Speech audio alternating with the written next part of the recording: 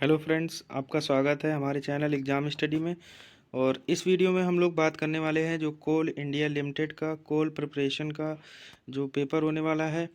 और उस पेपर में पेपर 1 और पेपर 2 दो पार्ट्स में पेपर होगा।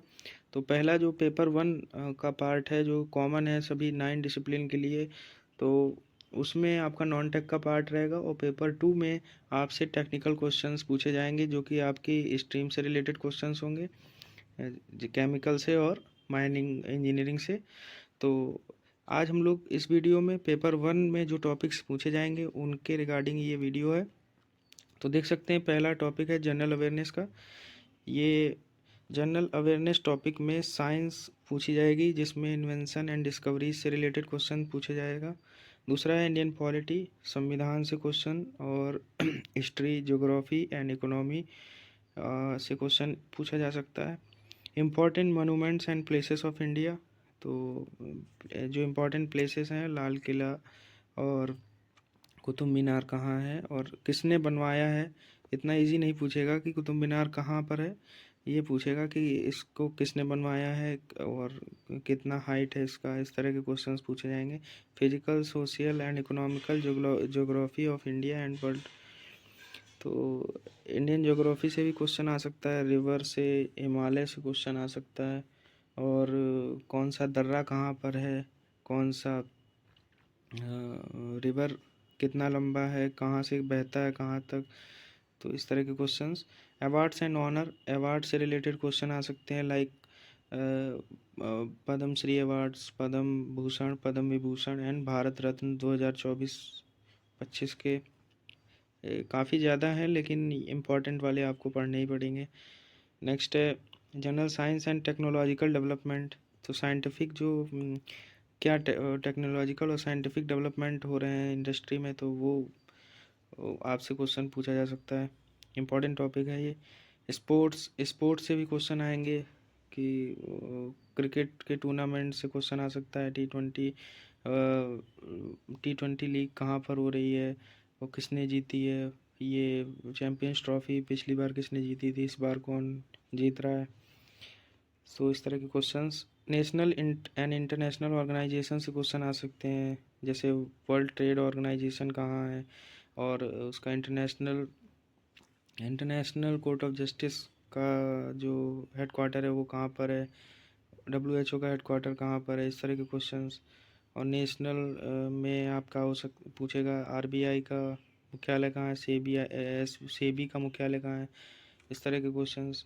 National parks and wild life sanctuaries, तो आपको पूरे जो 28 स्टेट्स हैं और 7 यूनियन टेरिटरीज हैं सबका आपको वाइल्ड लाइफ सेंचुरीज और नेशनल पार्क याद करना पड़ेगा। पोर्ट्स एंड पावर प्लांट्स, इसको भी आपको याद ही करना पड़ेगा, कोई चारा नहीं है आपके पास। पोर्ट्स तो बहुत ज़्यादा नहीं है, पावर प्लांट्स तो ज़्यादा नहीं है, लेकिन पोर्ट्स आपको सारे याद करने पड़ेंगे। बुक्स एंड ऑथर, तो कुछ स्टैटिक बुक्स होती हैं, कुछ आपकी लेटेस्ट बुक्स हैं जो अभी किसी नए राइटर ने लिखी हैं, तो ये सारी आपको याद कर देख के जाना है। Union budget of current financial year, तो इस साल का जो बजट है उसमें क्या क्या चीज़ें हैं उनको आपको डेप्थ में अंडरस्टैंडिंग करके जाना पड़ेगा। नेक्स्ट है फ्लैगशिप गवर्नमेंट प्रोग्राम्स, तो गवर्नमेंट की क्या पॉलिसीज़ हैं नई, उनसे भी रिलेटेड क्वेश्चन आएगा।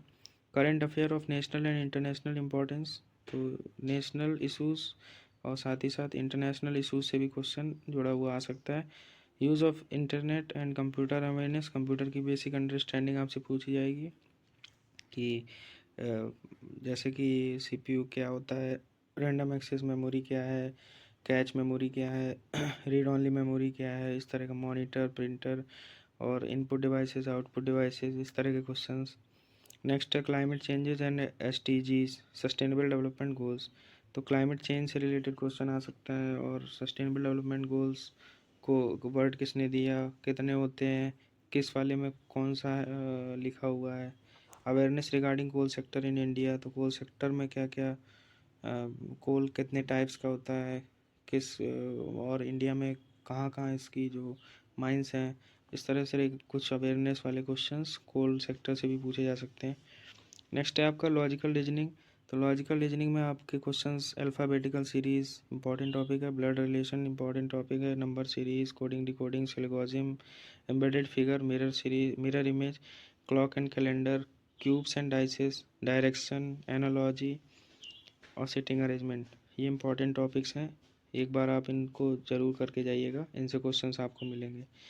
क्वांटिटेटिव एप्टीट्यूड में नंबर सिस्टम इंपॉर्टेंट है, एक क्वेश्चन देखने को आपको ज़रूर मिलेगा। एलसीएम एचसीएफ से भी, एवरेज से, एज से, परसेंटेज से, ratio proportion, profit loss, time speed and distance, time work and mixture alligation, boat and stream, pipes and cistern, simple interest, compound interest, surds, indices, mensuration. Mensuration काफ़ी बड़ा है तो mensuration को आप skip कर सकते हैं। प्रोबेबिलिटी को आप स्किप नहीं कर सकते, परम्यूटेशन कॉम्बिनेशन को आप स्किप कर सकते हैं, प्रोबेबिलिटीज क्वेश्चन आएगा।